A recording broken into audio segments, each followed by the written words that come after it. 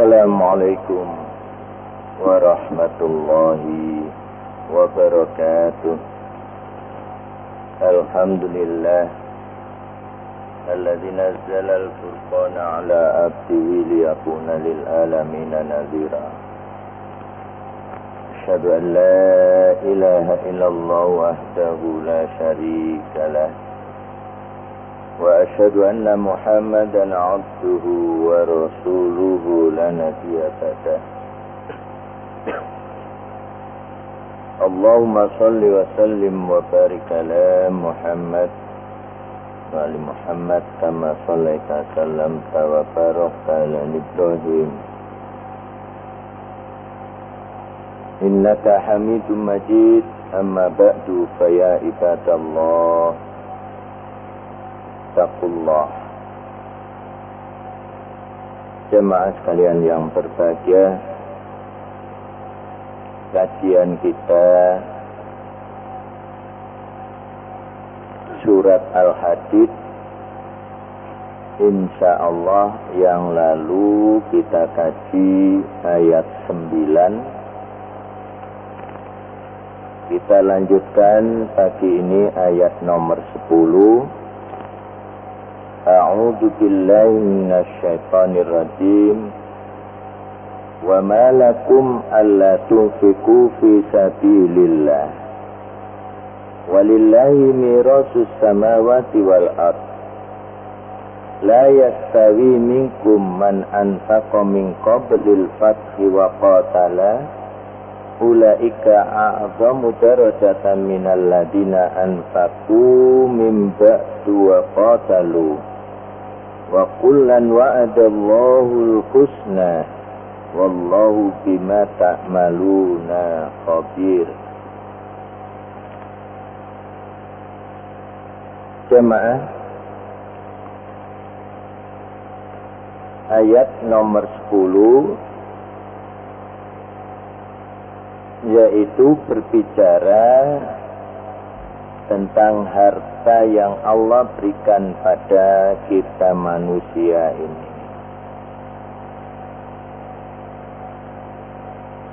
Sebab semuanya kita ini aslinya tidak mempunyai apa-apa, kemudian Allah yang memberikan segala-galanya pada kita. Dan hakikatnya yang diseru adalah seluruh manusia, namun tidak manusia mau menjalaninya seluruhnya. Hanya sebagian manusia yang mentaati, hanya manusia sebagian saja yang mau mengikuti Nabi yang diperintah Allah. Dan perintah Allah yang disebut dalam agama Islam itu bukan hanya urusan rukun Islam yang 5 saja. Pada ayat ini Allah mengingatkan khususnya kita yang sudah beragama Islam. Wa malakum, mengapa kamu semuanya alla tunfiqu fi sabilillah, tidak menafkahkan hartamu itu di jalan Allah. Jemaah, kalau kita berbicara infak yang umum kita kenal demikian, kemudian ada pembicaraan sedekah, maka semuanya kembali pada yang prinsip dan yang wajib menurut Allah, yaitu yang disebut dengan urusan harta itu tertulis dalam rukun Islam yang 5 itu. Salah satu diantaranya ada yang berkaitan dengan harta yang disebut zakat.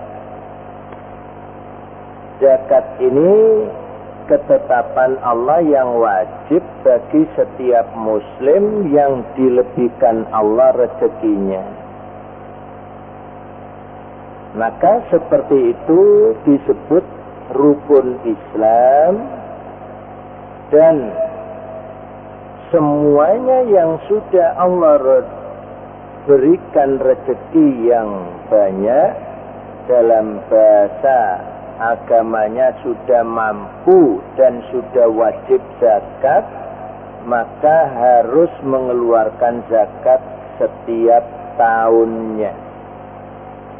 Maka kalau zakat ini tidak dibayarkan setiap tahunnya, orang yang sudah mengaku Islam biarpun sholat, puasa, haji, tapi kalau zakat tidak pernah bayar sama sekali, maka semuanya itu akan terhapus. Inilah yang saya seringkali ditanya, Ustaz, masa Allah sekejam itu? Loh, ini kadang-kadang pertanyaannya itu sepele, ringan omongannya, masa Allah sekejam itu? Loh, memang Allah Ghafurur Rahim, Allah tidak pernah kejam. Cuman yang kejam kan manusia itu, disuruh bayar zakat nggak mau bayar zakat tapi minta surga. Loh, itu kan orang jahat. Yang sering saya ditanya pasti mengatakan, Ustaz, bagaimana orang itu sholat, puasa, haji, tapi zakat nggak pernah bayar, kok bisa masuk neraka? Logikanya di mana? Rukun Islam ada 5, satu saja ditinggalkan, kok bisa 4-4-nya hapus? Kalau kita berpikir 4-1 menang 4, ini pikiran bal-balan nih. Sepak bola, 4-1 menang 4. Rukun Islam ada 5, siapapun hamba Allah manusia yang sudah beragama Islam dan Allah perintahkan zakat, wajib dilakukan. Kalau tidak, harta yang tidak dizakati itu menjadi haram. Ini loh logikanya. Kalau selama hidup di dunia yang dimakan itu haram, maka orang itu pantasnya di neraka, kata Nabi. An-naru aula bih, neraka lebih pantas. Karena orang yang makan barang haram, doa minta surga tidak dikabulkan Allah. Loh, itu kan nyambut gawe saya sendiri halal, iya, tapi tidak dikeluarkan zakat. Itulah yang termasuk juga pada ayat ini, fisabilillah, dalam pengertiannya infak, harta yang benar-benar mengikuti syariat yang dianggap wajib adalah zakat.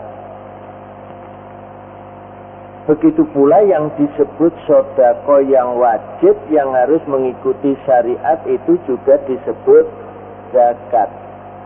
Karena seringkali dalam Al-Quran menggunakan dengan kata anfiku. Kemudian tentang pembagian siapa yang berhak menerima zakat, Allah tidak menggunakan innama zakat, tapi innama sodakot. Berarti sodako yang wajib ya juga zakat itu. Nah, semuanya ini akan dinilai Allah. Dan orang yang senantiasa mengeluarkan zakat, karena zakat itu artinya bisa membersihkan, dan zakat itu bisa artinya pertumbuhan atau tumbuh, maka orang yang mengeluarkan hartanya di jalan Allah, kalau dia itu ikhlas karena Allah dengan mengeluarkan zakat, pasti Allah akan mengganti yang lebih baik. Yang jelas Allah menggantinya itu, dan mereka manusia yang melakukannya dengan ikhlas yang pasti ketemu di akhirat nanti. Sebab kadang-kadang di dunia ini manusia seringkali mengeluh karena menghitungnya keliru. Kenapa kok bisa keliru jamaah? Karena manusia seringkali terpengaruh dengan urusan yang materi, yang bendawi, duniawi. Semua yang bisa dilihat dengan mata kepalanya bisa dipikirkan dengan akalnya.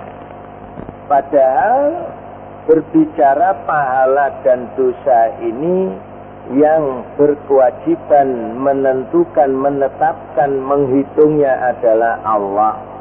Cuman manusia kadang-kadang lancang, dihitung-hitung sendiri amal baiknya dengan pahala, amal jeleknya dengan dosa. Akhirnya apa yang sering saya ditanya kebanyakan dengan kaitan harta yang dibelanjakan di jalan Allah, dengan kaitannya kalimat syukur yang umum, ayat yang populer, la in syakartum la azidannakum wa la in kafartum inna adzabi lasadid.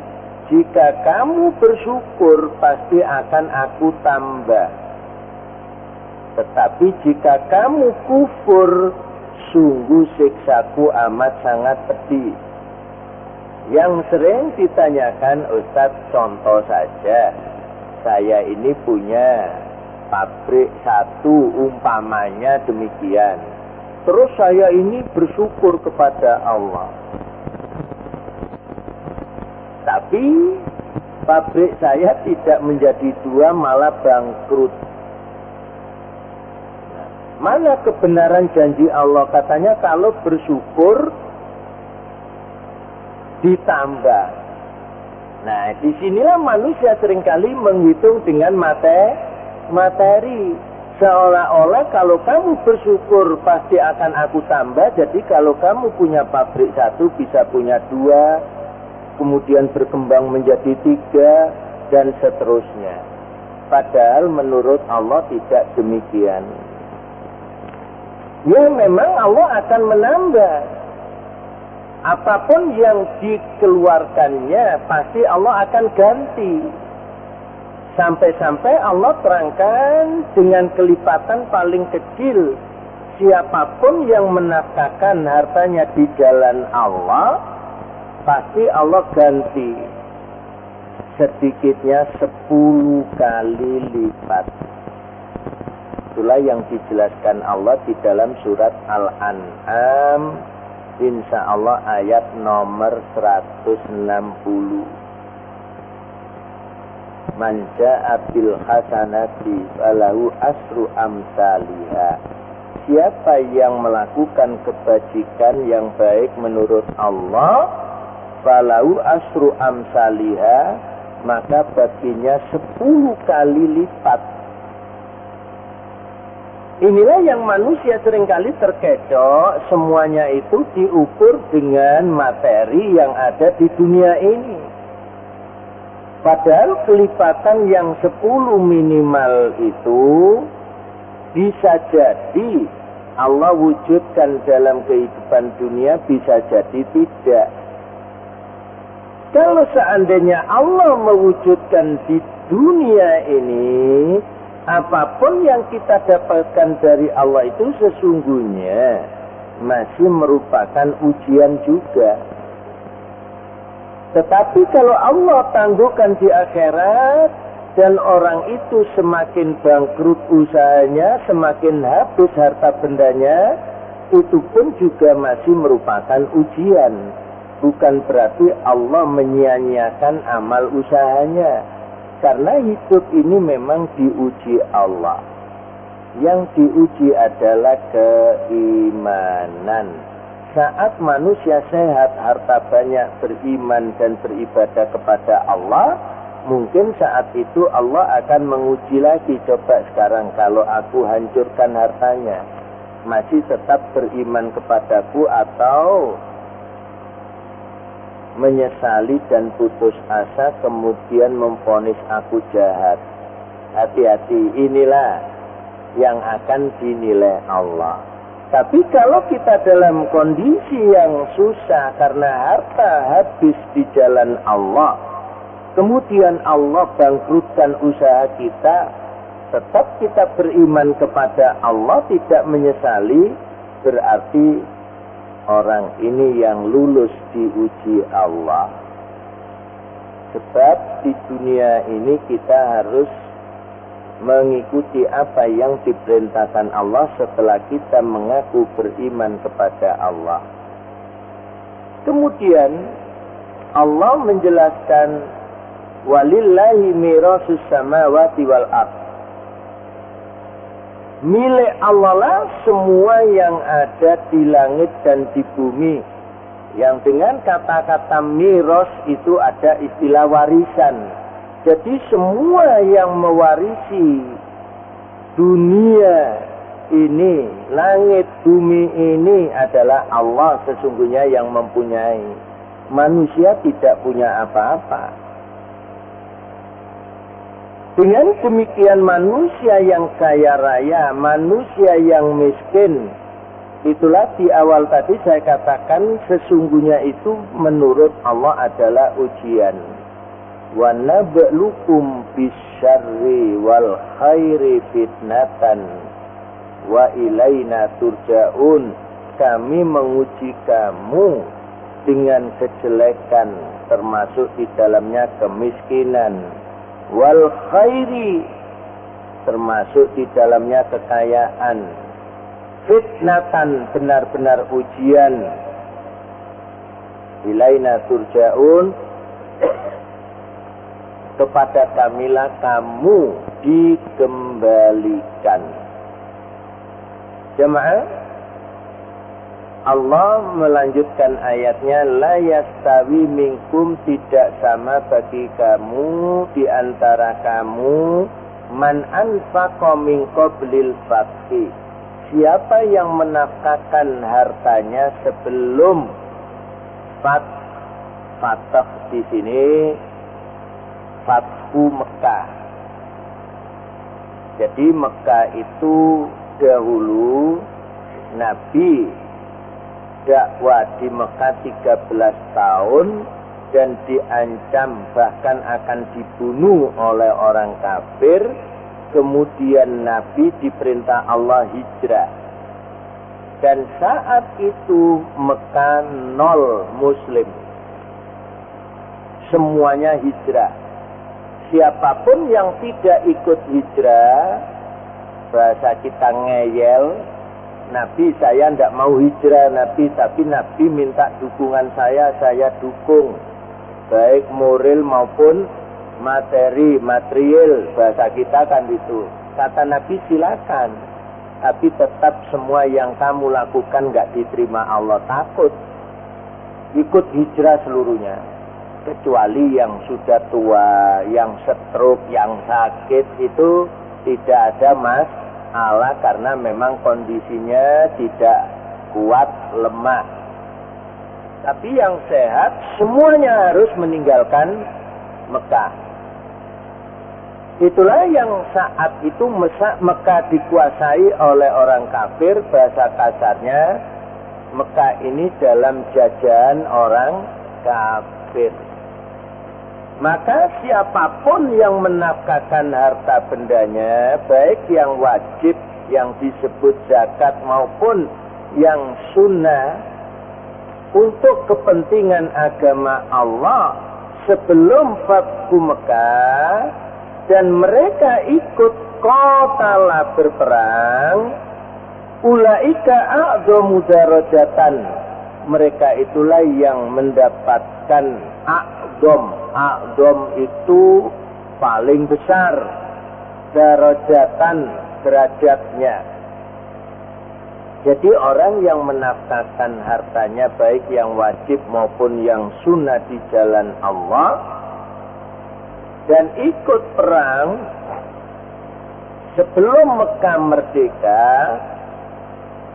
maka mereka mendapatkan kedudukan, mendapatkan derajat yang paling agung, paling tinggi, istimewa. Minal ladina anfaqu mim ba'du wa qatalu. dari orang-orang yang menafkahkan hartanya setelah Fathu Mekah, dan mereka juga ikut berperang di jalan Allah. Jadi perbandingannya tetap berbeda.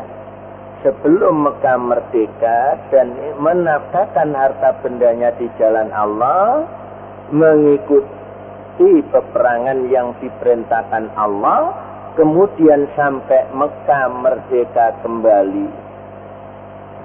Itulah yang umum dalam sejarah Islam disebut Fathu Makkah. Bahasa kita Mekah merdeka.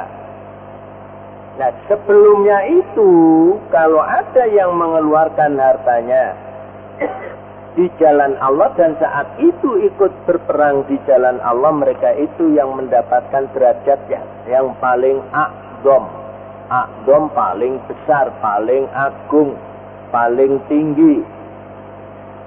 Minal ladina anfaqu min ba'du wa qatalu, dibanding orang yang menafkahkan hartanya di jalan Allah juga tapi sesudah Fathu Mekah.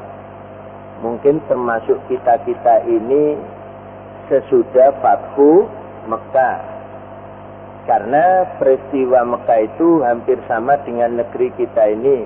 Dahulu dijajah oleh penjajah yang kafir, kemudian menjadi merdeka.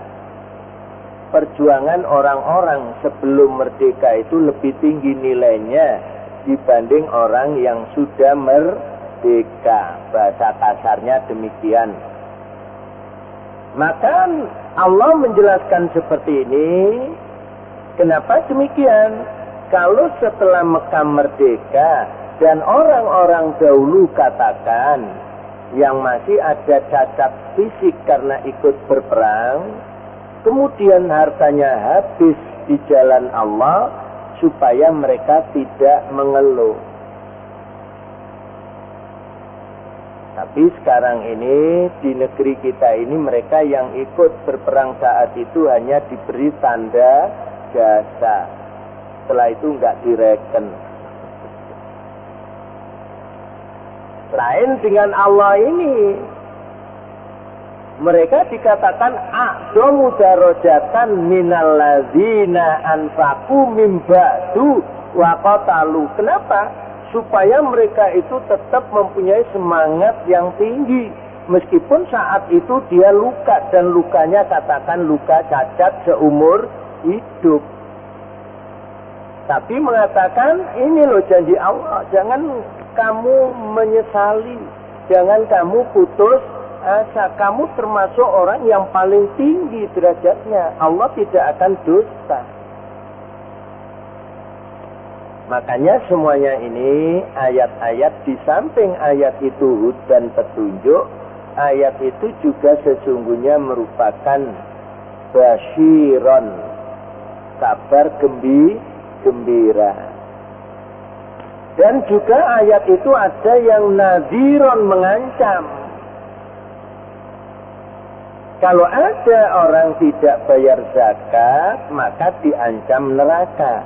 Semuanya ini supaya manusia takut pada ancaman Allah. Nyatanya banyak manusia yang tidak takut diancam Allah, lebih takut diancam Amerika. Ini yang susah.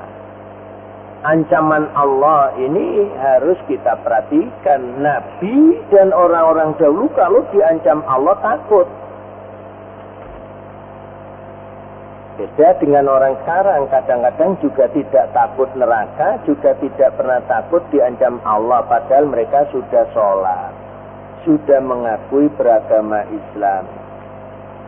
Jamaah, akhirnya Allah lanjutkan wa kullan wa'adallahul husna.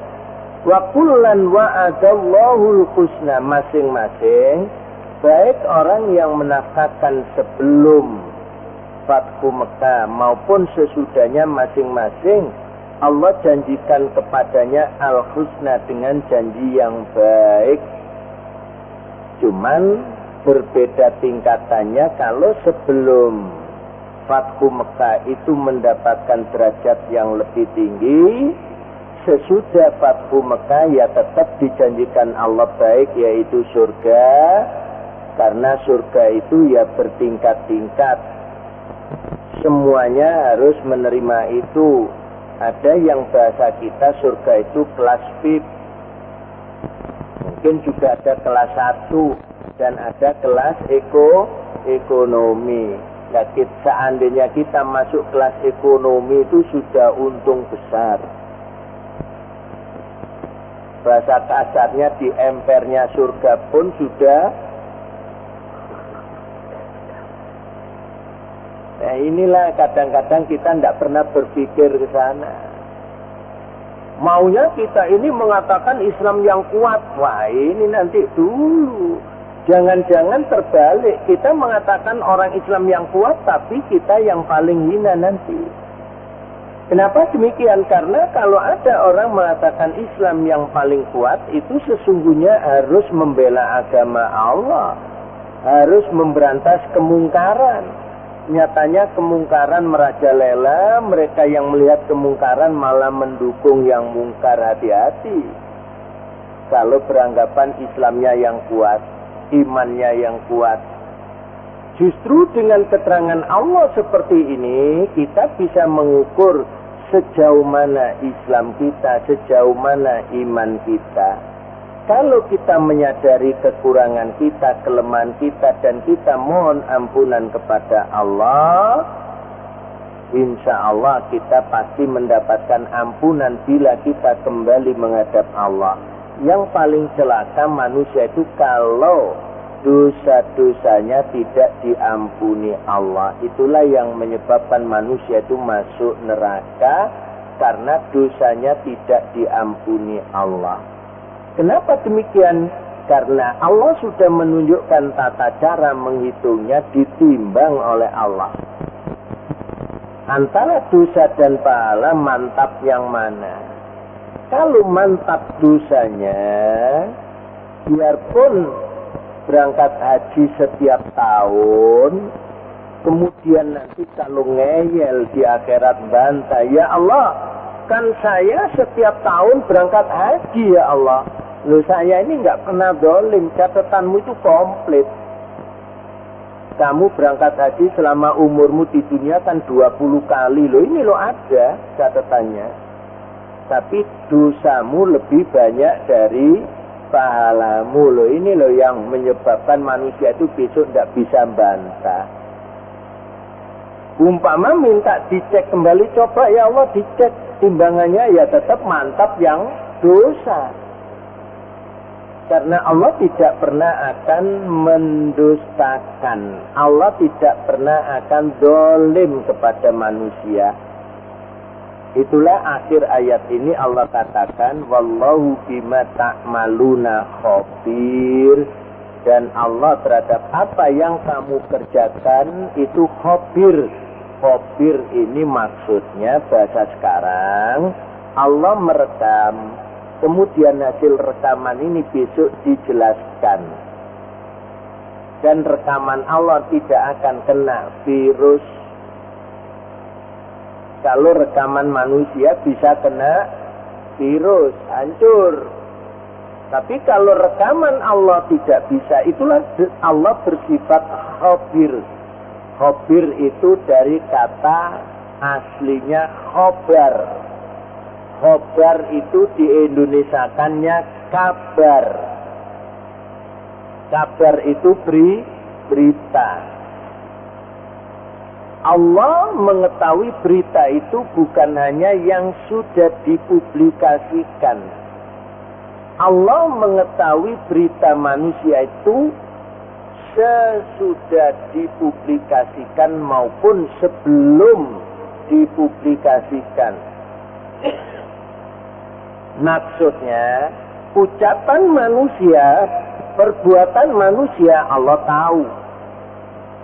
Dalam hati, inilah yang saya katakan tadi, berita yang belum dipublikasikan, kerentek hati Allah tahu. Dan itu direkam Allah. besok Allah tinggal mengungkap seandainya kesalahan orang itu dalam ibadah tentang hatinya yang tidak ikhlas, maka Allah akan menguraikan, ini loh ibadahmu ketekun, tapi hanya lahirianya, hatimu tidak ada pernah ikhlas pada aku, kata Allah. Karena yang mengetahui hati adalah aku. Ini yang akan diungkap oleh Allah, wa husila ma fis sudur, dalam surat Al-Adiyat, inna rabbahum bihim yauma idzil khabir.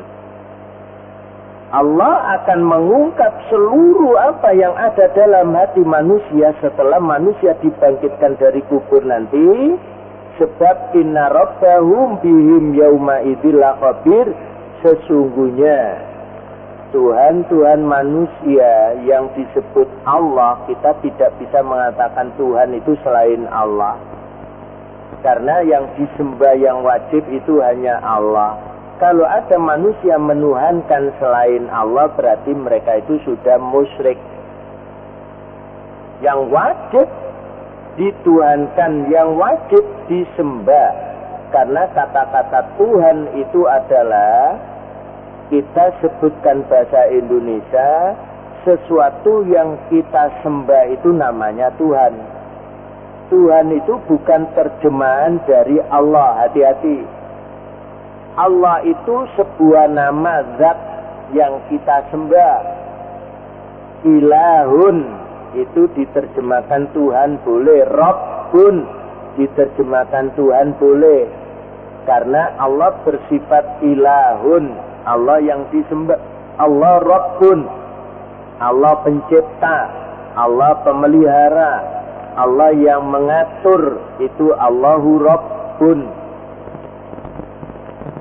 Maka dengan kata-kata ilahun, adanya penyembahan satu-satunya yang wajib, yaitu Allahu wahda. Dan inilah yang manusia seringkali banyak keliru, seolah-olah menyembah Tuhannya masing-masing, dianggap manusia menuhankan siapa saja menurut hak asasinya, itu dianggap benar.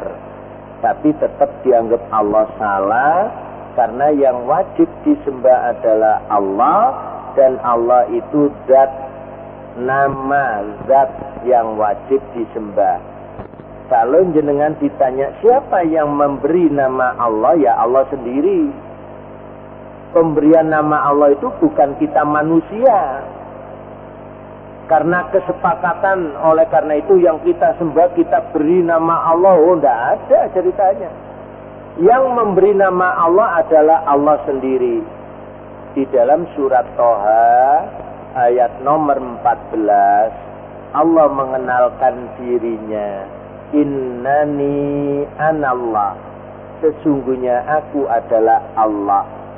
La ilaha illa ana, tidak ada yang disembah kecuali aku. Fa'budni, maka sembahlah aku. Wa aqimis sholata li zikri, dan dirikanlah sholat untuk mengingat aku. Ayat bagian akhir inilah yang diambil kebatinan. Kita hidup ini yang penting eling.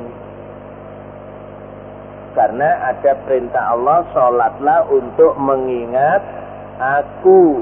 Berarti dengan pertanyaan mengapa Allah perintahkan sholat? Supaya kita mengingat Allah. Kalau ada orang merasa sudah ingat Allah, bangun tidur ingat kamu, mau tidur ingat kamu, nggak usah sholat. Yang penting eling lah, ini kekeliruan manusia memahami firman Allah. Itulah para jemaah, mudah-mudahan dengan ini yang singkat ini, satu ayat ini, supaya kita betul-betul memahami. Mari kita mengharap pada Allah agar Allah senantiasa memberikan manfaat ilmu yang kita miliki, dan kita menjadi hamba Allah yang benar-benar bertauhid, yang kuat agar kita mendapatkan ampunan dosa-dosa kita bila kita dibangkitkan Allah dari kubur kita. Mudah-mudahan Allah mengabulkannya. Aqulu qouli hadza astaghfirullah li wa lakum innahu wal ghafurur rahim. Silakan kalau ada yang perlu sampaikan, monggo, saya berikan waktu supaya betul-betul fokus yang kita bicarakan. Sebab ayat 11 ini bahasa kasarnya masalah kreditan. Qordon yuqridullaha qordon hasanan. Bahasa umumnya, bahasa kita kreditan. Pinjaman itu kan kreditan bahasa kasar. Silakan, monggo. Kalau ada yang silakan Bapak. Mulai mengenai zakat, monggo Bapak, ya silakan. Ya, kalau kembali pada syariat Islam secara kafah itu nggak ada masalah Bapak. Lewung sekarang syariatnya aja nggak mau mengamalkan, tapi yang diambil uangnya tok. Lah ini yang susah. Yang diurusi hanya zakat. Tapi kalau kita kembali pada syariat Islam ditolak. Nah ini yang tetap nanti disalahkan Allah. Oleh karena itu kita bicara tidak bisa parsial. Ini yang terus terang saya sering ditanya seperti itu. Oleh karena itu kalau kita inginkan zakat itu bisa optimal, ya harus kembali pada syariat secara kafah. Sebab zaman sahabat Abu Bakar setelah dilantik, ya bahasa kita, menjadi presiden, program pertama kalinya adalah memerangi orang murtad dan orang yang tidak mau bayar zakat. Nah sekarang ini orang murtad dibiarkan karena menurut hak asasinya, tapi zakat diurusi. Lah hati-hati. Kalau diancam Allah iman sebagian, kafir sebagian, kena ancaman surat An-Nisa ayat 150, ayat 151. Nih, surat 4 Bapak, ayat 150, ayat 151. Di situ dijelaskan Allah ayat 150. Orang-orang yang iman sebagian dan mengingkari sebagian, yang dikatakan di situ iman kepada Allah tapi iman pada sebagian Rasul, diancam oleh Allah ayat 151, ulaika humul kafiruna haqqan. Mereka itulah orang yang kafir sesungguhnya. Sama dengan syariat Islam ini. Diambil sebagian, sebagian ditolak. Tidak diakui sebagai umat Islam, tapi kafir kata Allah. Jadi kalau terus berbicara prioritas yang mana, ini susah wong mengambil sebagian. Sebagian kafir kok membicarakan manfaat dan kegunaannya. Ini yang harus diluruskan dulu. Insya Allah demikian. Makanya kita ini sering tertipu dan kita kena mengeluarkan uang kita zakat profesi sebagai pegawai negeri, larinya kemana kita juga tidak ngerti. Bapak tahu dulu uangnya dipotong untuk apa? Nggak ngerti kan? Kemana larinya? Kayak kita nggak suudon. Terus kemana semuanya itu? Sekarang pun ada basis yang didirikan oleh pemerintah kita. Terus kemana itu semuanya? Kita nggak pernah mendengar laporannya. Kita nggak suudon. Semuanya kan Islam mengajarkan transparan seperti Bapak katakan tadi. Nah itu untuk apa?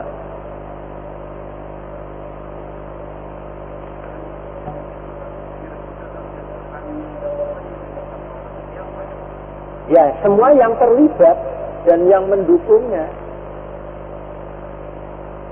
yang terlibat dan yang mendukungnya. Dan yang memberikan ACC tanda tangan ini tidak bisa hilang gitu. Mohon maaf, bukan saya kok suudon. Gara-gara tanda tangan juga Menteri Agama kan di penjara. Siapa ini? Said Akil Al-Munawar. Karena ada tanda tangannya. Coba kalau waktu itu tidak ada tanda tangannya, dia ngomong nggak kena. Karena ada. Makanya Allah sudah menurunkan surat tanda tangan. Al-Quran ada surat tanda tangan. Sering saya ngomong gini malah saya banyak orang yang menentang. Ustadz sampai itu ngarang atau gimana? Masa ada surat tanda tangan? Bapak, dulu sudah kita kaji. Surat nomor 68. Surat Al-Qalam. Ya, tolong Pak, surat 68 itu surat nopo Pak? Al-Qalam. Al-Qalam itu apa? Ini kan, pulpen. Mosok kita tanda tangan pakai linggis, kita tanda tangan pakai pacul, kan enggak? Tanda tangan pakai pena, pulpen. Padahal berapa tahun yang lalu Allah sudah menulis surat Al-Qalam. Nun wal qalami wa ma yasturun. Nun, demi pena kata Allah. Dan apa yang mereka tuliskan dengan pena, jangan dikira tanda tangan ini tidak tanggung jawab pada Allah. Kata Allah, hei fulan, kenapa barang mungkar kok kamu tanda tangani? Makanya kalau tadi Bapak bertanya siapa yang bertanggung jawab, yang terlibat, yang terkait, dan yang mendukung. Kalau kita menyaksikan tidak mendukung, tidak tanda tangan, tidak ACC, tidak terlibat, ya kita bebas selamat.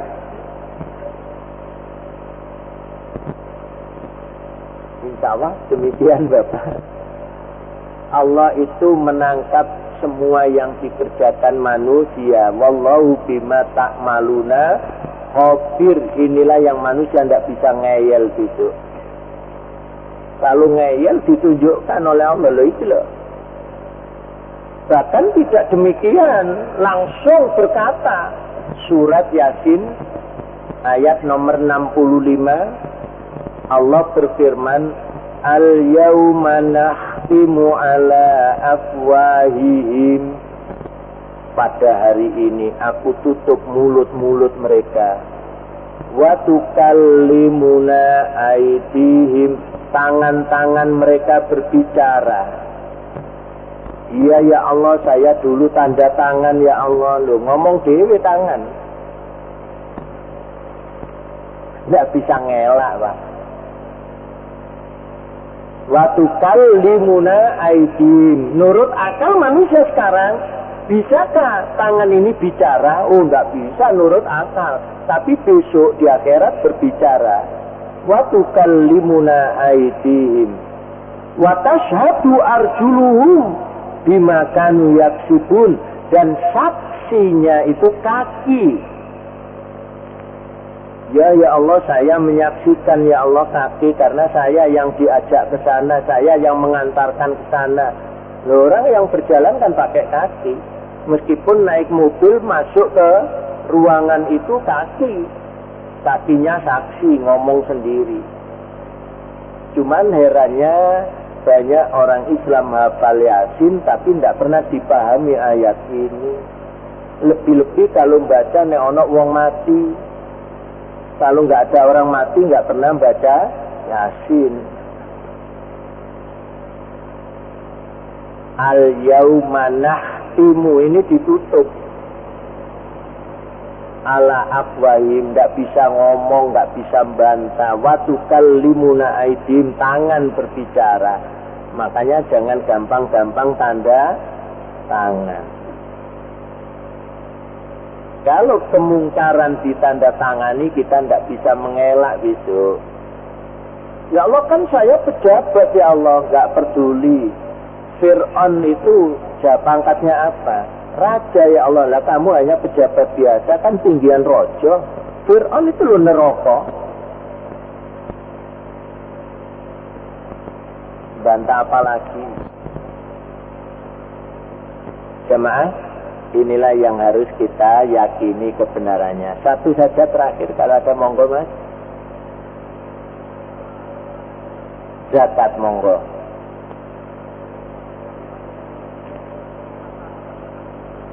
Ya.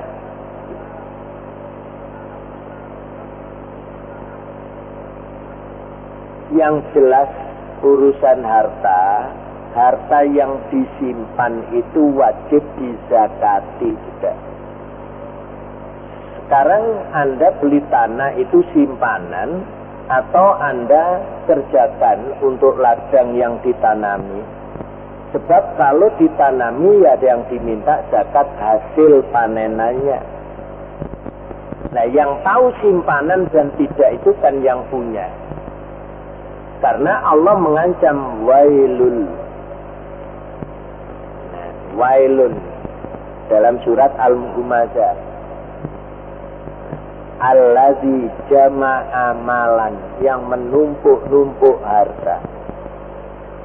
Pertamanya wailun, di sana ada humaza lumaza, terus allazi jama'a ini menumpuk dan dikuatkan Nabi, pernah Nabi mengatakan seandainya kamu punya harta, kamu simpan di bunker yang kamu buat, dalamnya sampai 7 lapis bumi.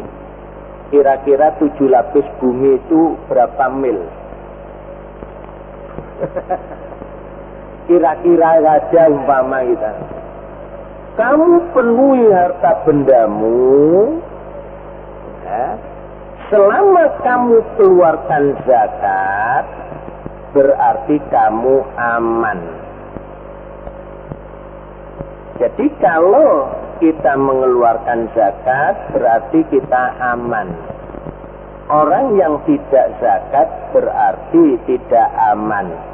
Itulah silakan berpikir, selama simpanan itu kita simpan dan kita keluarkan zakatnya aman. Katakan kalau kita menyimpan 1 miliar, zakatnya berapa juta? Pinten Pak? 25 juta. Ketok-ketokan Bos. 25 juta cul. Dibagikan 8 tadi. Tanpa ada profit sharing. Pembagian keuntungan nggak ada. Nah kalau punya 1 triliun, ngitungnya aja nggak bisa. Makanya orang Islam harus pinter. Kalau kaya nggak pinter, nggak bisa ngitung zakat, neraka.